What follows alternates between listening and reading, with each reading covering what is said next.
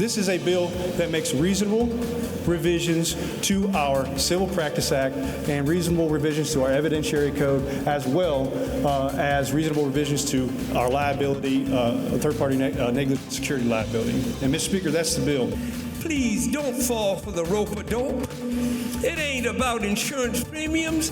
Don't be there, folk. Look at it. The only insurance most people who are hard-working Georgians have is a homeowner's policy, a car policy, and a life or a health policy. That's it. This is not for hard-working Georgians. This is for good-living Georgians who want to live better. In the House, the tort reform bill is fiercely debated by supporters and opponents before it's approved by a slim margin. It's the closest vote in the House so far this session. Good evening and welcome to Lawmakers on this day 33 of the Georgia legislative session.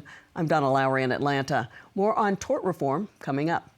Georgia is a prime destination for conventions. It has a busy interstate system for transporting goods by trucks, and it's home to the world's busiest airport. But these same highlights contribute to making Georgia a hot spot for human trafficking. Tonight, I sit down with Georgia's First Lady, Marty Kemp, to talk about her anti-trafficking fight and the results she continues to produce.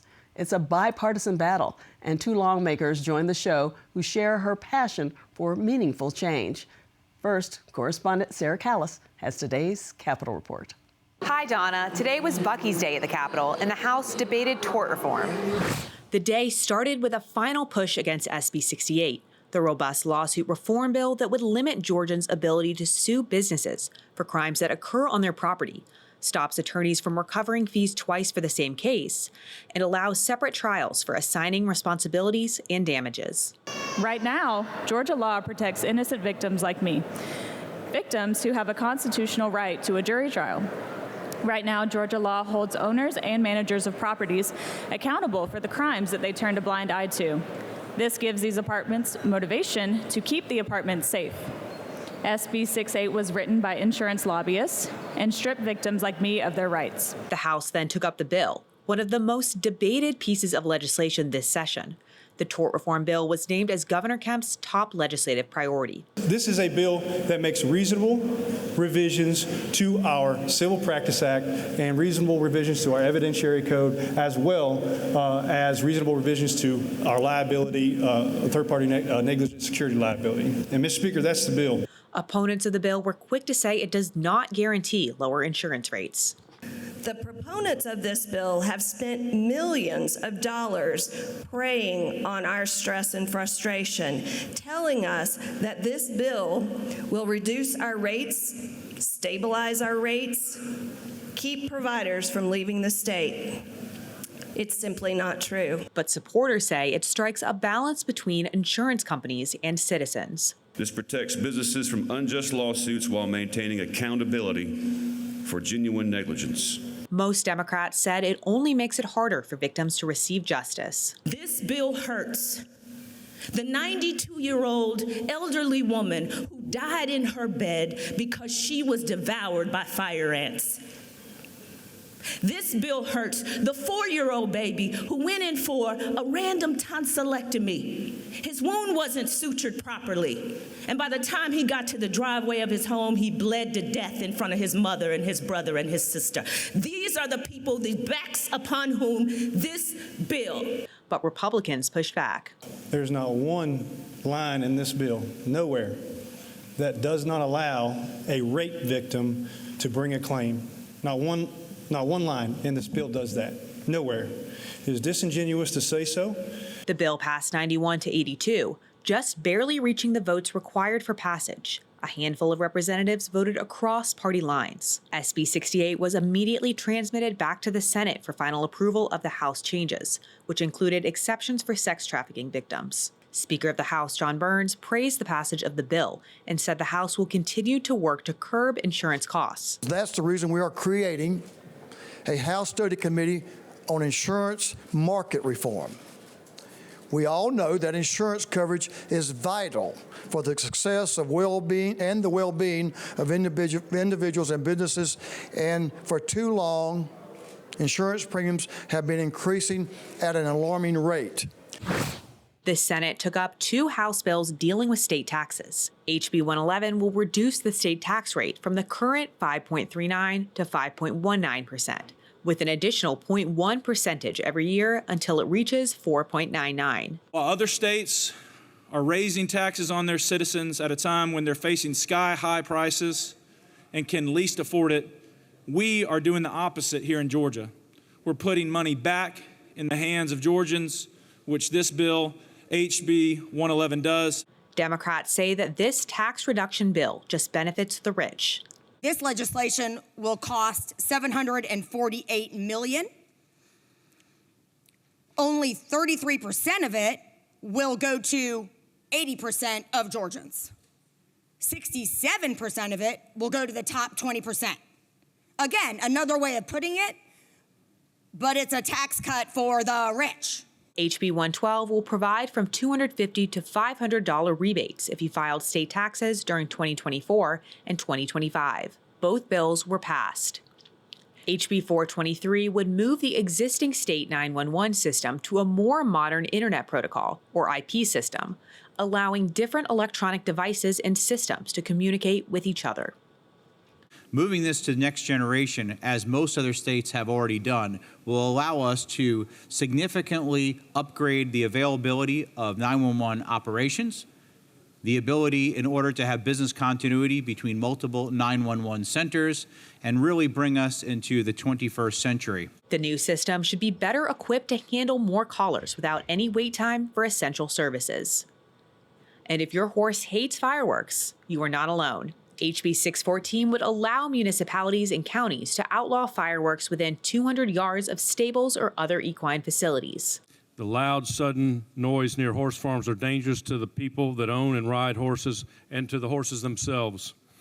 There's also a fire threat from fireworks since many horses are housed in wooden barns with bales of hay. The bill was overwhelmingly passed, but did receive one nay. Tomorrow, the Senate is expected to consider the House's amendments to Senate Bill 68. That's all for my Capitol Report. Donna. Thanks, Sarah. When Marty Kemp became Georgia's first lady in 2019, she knew where she wanted to make a difference in the state. When I spoke to her recently, the mother of 3 girls told me that her interest in fighting human trafficking began before her husband was elected governor. We went to the Atlantic Station where they were having a press conference, pretty much just talking about human trafficking. They had 72 school buses, which represented the 3,600 kids that were taken into trafficking every year in Georgia. And I was like, that cannot happen. That can't be. You know, we've been campaigning around the state for 2.5 years, and I've never heard anything about this. Started learning more about it. The team brought it to me. We formed the Grace Commission, which brought all the experts to the table, law enforcement, nonprofit, businesses, corporations, and just really talked about it. Like, what's going on? What is everybody doing? What do we need to do? And it needed to have more education and awareness, and we needed to have harsher penalties. And we have done that. Explain what the acronym GRACE is. So it's Georgians for Refuge, Action, Compassion, and Education. So we have now Grace's Place, which is a facility that intake where we have survivors come and get the wraparound services that they need. So that's been in operation for a year. And I pretty much would love to have that facility be a model for the country because it has everything that they need. And so that would be very helpful for other states to take that on. So we are hopefully going to build our 3rd facility before he gets out of office, which I'd like to see, 5 or 6. Unfortunately, they're needed, but it's also getting the survivors the help that they need, that they deserve. One of the things that surprised me was how pervasive this is. We tend to think that it is a Metro Atlanta problem. Right. But it's not, right? It is not. And I remember, I think the statistic they gave me back in, maybe we talked about it in 21, was, it was in 140 or 147 of 159 counties. And I said from the beginning, it's in 159 counties. We just don't know how to recognize it. So we have also taught law enforcement. We have a training that's just 30 minutes. It's on the website of the governor's office under the First Lady Grace Commission. And it just shows you the things to look for and what to recognize. It's 30 minutes in your everyday life. If you're out shopping going to the airport, traveling, whatever it is. If you see something, say something. If you're wrong, that's okay. You call law enforcement and you're wrong, that's fine. But what if you save somebody's life? I mean, what if you can call and get that individual out of harm's way? Would be fabulous. How many people do you estimate you've trained over the last few years? Well, Brian wanted to have the training back, and I guess we did that back in 2020 or 21, to really encourage, not mandate or make people take it, but encourage people to take it for all state employees. And I think there's 83,000 state employees, and the agencies took that upon and did have their individual employees take it. So I mean that right there. But I have people come up to me all the time and say, how can I help? How can I get involved?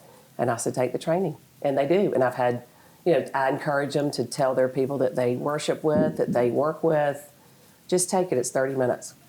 And it's the education and awareness that you really have, you've been able to bring to light for so many people. I know that must be something you're proud of. Well, I am proud of it. I have people come up and talk to me about it all the time, and I'm really glad. It's an ugly topic. Nobody wants to talk about it, and I completely understand that.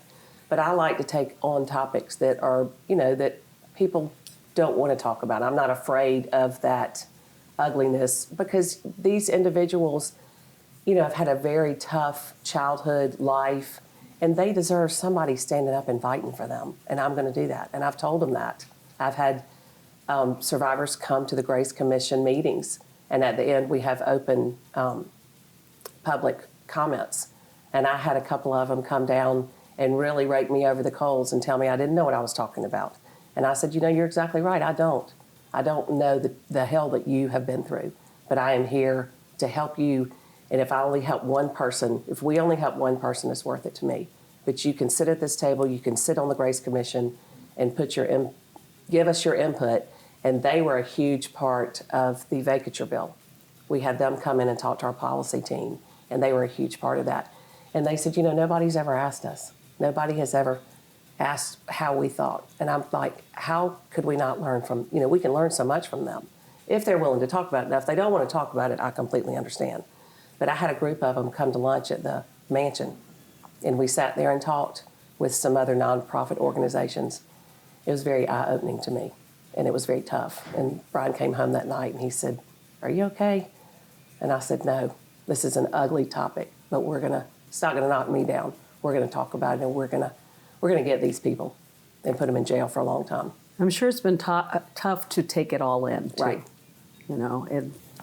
It's tough to talk to them, and I hug them and just feel for them that, people don't understand in their everyday life that they're going on what's actually going on in their life. It's just really, really tough and just really ugly. I think the best thing is you said they came to you because they know that you're involved in this topic. That has made it easier, I bet. I think so.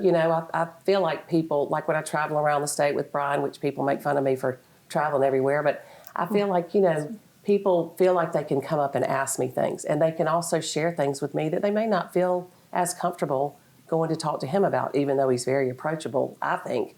But, they feel like they can come speak to me about issues. And, we've had everything from, making your CDL license, taking it away for good if you're caught using your, truck as a human trafficking tool, to entice young girls, but that takes it away for life. I mean, it's not just a slap on the hand. We mean business here. And I want people to know that if, as Brian said in the State of the State, if you mess with our children, we're coming after you. Yeah, you've hit all levels, from the truck drivers you mentioned, to helping the girls, to going after the pimps. Absolutely. And anybody that profits. The hotel clerk that is at the front desk, they're seeing everything that's going on. So they need to know that they can be a part of our team, not a part of that team. And if they are a part of that team, they can get sued as well. And there is a lawsuit right now that is because of our bill. And this young individual was trafficked in 2014. So we're going back and trying to helping them, get some compensation. They have nothing when they come out. They don't even barely have the clothes on their back. So we want to try to help them in any way possible. And that was one thing that was very important, was not only having the harsher penalties, but not forgetting about these victims once they get out. We need to take care of them. They deserve that. And so we've tried to do that. Is there something you're most proud of in all of this?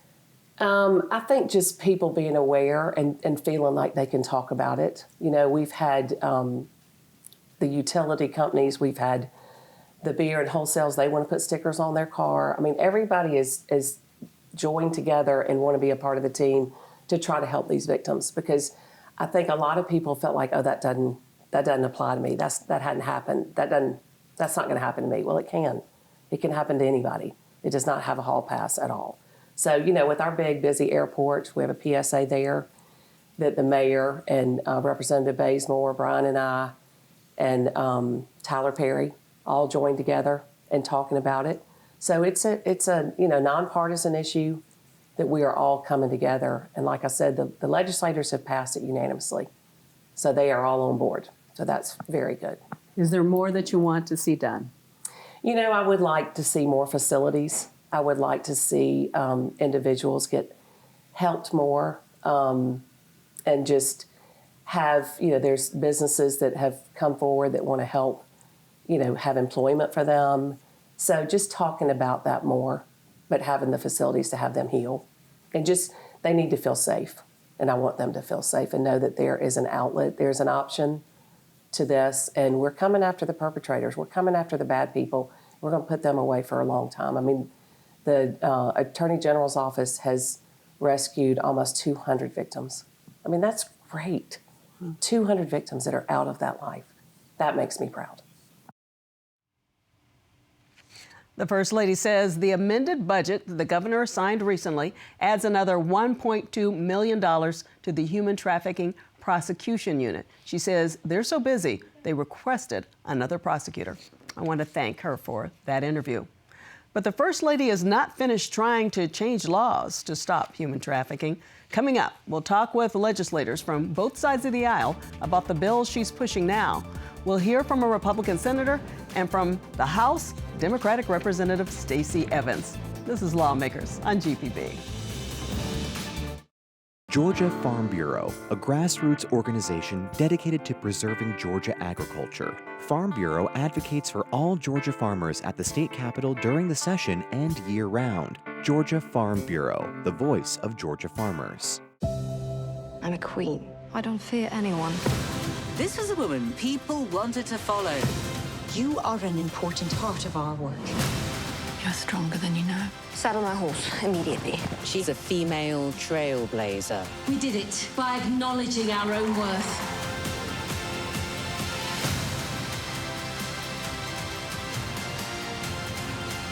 Oh, please, do continue.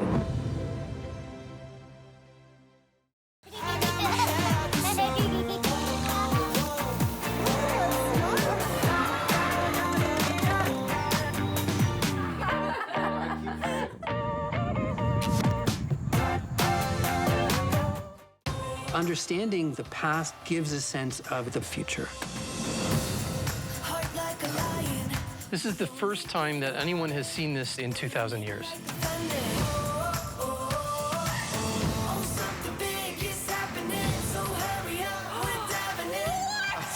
This is amazing. Well, I'm excited now. Pompeii is a battle against time.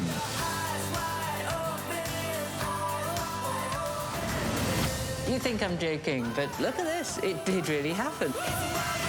Don't let anybody tell you who you are. History teaches us to honor the past. When you look back, you're like, wow, that was pretty special.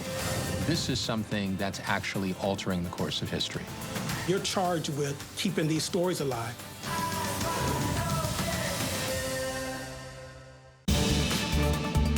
Welcome back to Lawmakers. I'm Donna Lowry. Over the years, First Lady Marty Kemp has pushed for 9 anti-trafficking bills that have become laws, and she's working on the 10th. Among the laws, one that makes it a felony to groom a minor. Another allows human trafficking survivors to petition courts to have their sentences vacated for crimes committed while they were victimized. And there's now a law that requires certain businesses to display the human trafficking hotline. Now, the sponsor of the 10th bill, SB 42, is Republican Senator Bo Hatchett of Cornelia. I spoke with him earlier this afternoon about it. First off, I want to thank First Lady Kemp for all she's done in the state for sex trafficking victims. It's really, she took on a lion's task and has done an incredible job. So I was honored to carry her 10th bill, which deals with an issue in the law called the rule of lenity. And it basically means if there are two crimes that are similar enough to where they could overlap, that a judge has to give the defendant the lesser penalty. And what we found was when you're dealing with sex trafficking a minor, there have been two judges that have stated that that crime overlaps with pimping and pandering of a minor.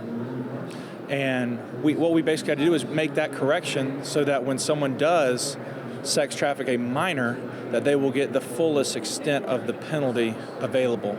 As I understand it, prosecutors came to the First Lady about this. That's right, they did. It's because there's been two judges, one in Cherokee County and one in Cobb County, that brought this rule of lenity issue to us, or to the First Lady. And then we were able to craft legislation around it to make sure that when someone does sex traffic a minor, they are punished to the full extent of the law, and this technicality doesn't allow them to get off a little bit easier.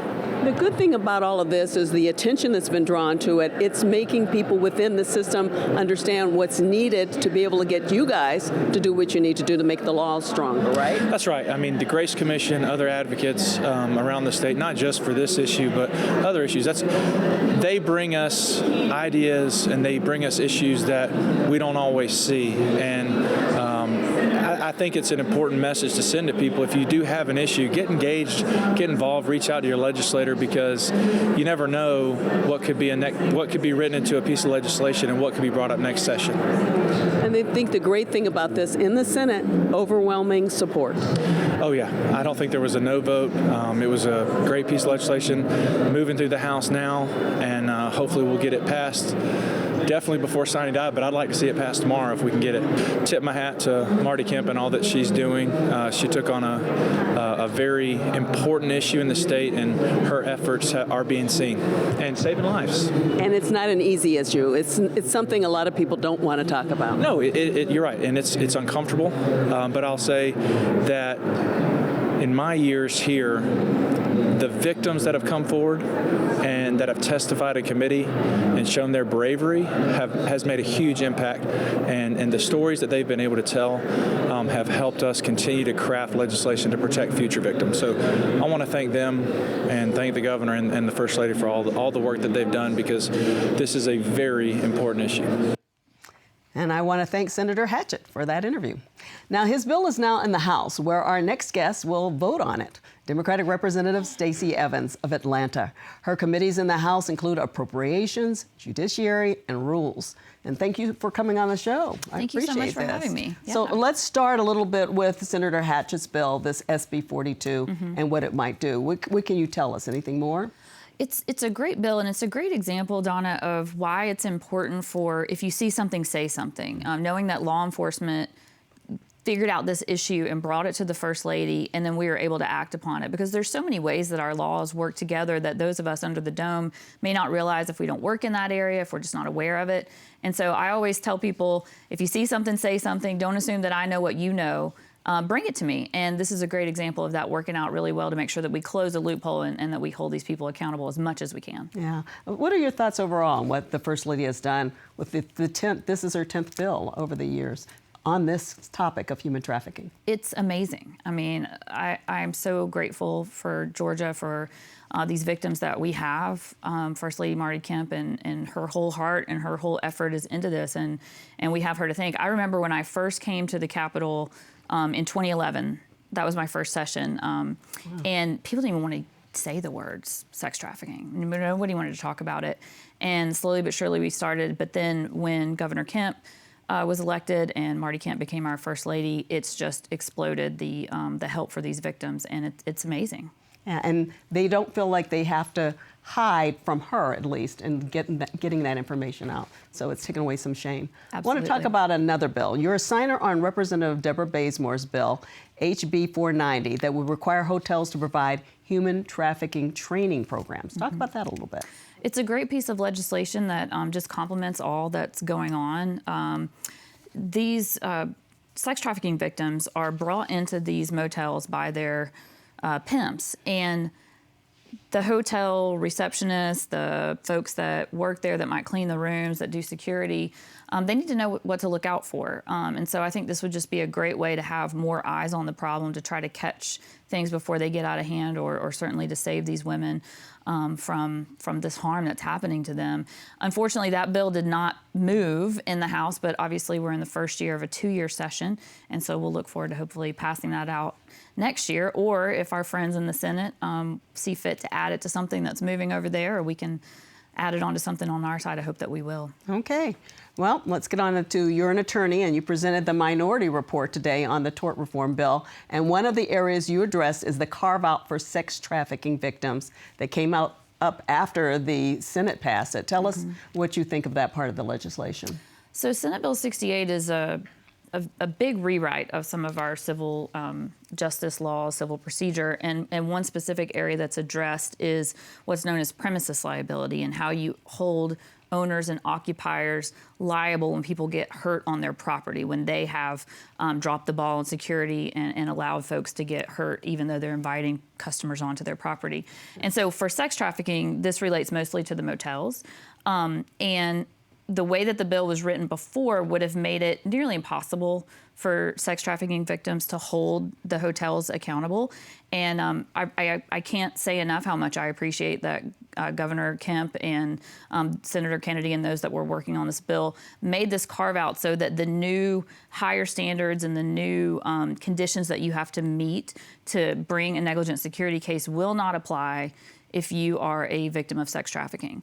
And it's good, but what I said from the well and what I'll say here is that I appreciate being able to protect these victims, but I don't understand why we are just picking this certain class of victims to protect. To me, it's an acknowledgement that the law goes too far, that it hurts victims, and if we're going to carve out victims of sex trafficking to make sure that their claims can still go through, what about victims of sexual assault? What about victims of rape in a stairwell? What about other crime victims of murders and beatings and stabbings and things like that? I really wish that we could have slowed down and helped all those victims. Yeah, I want to get into something else you talked about in terms of tort reform.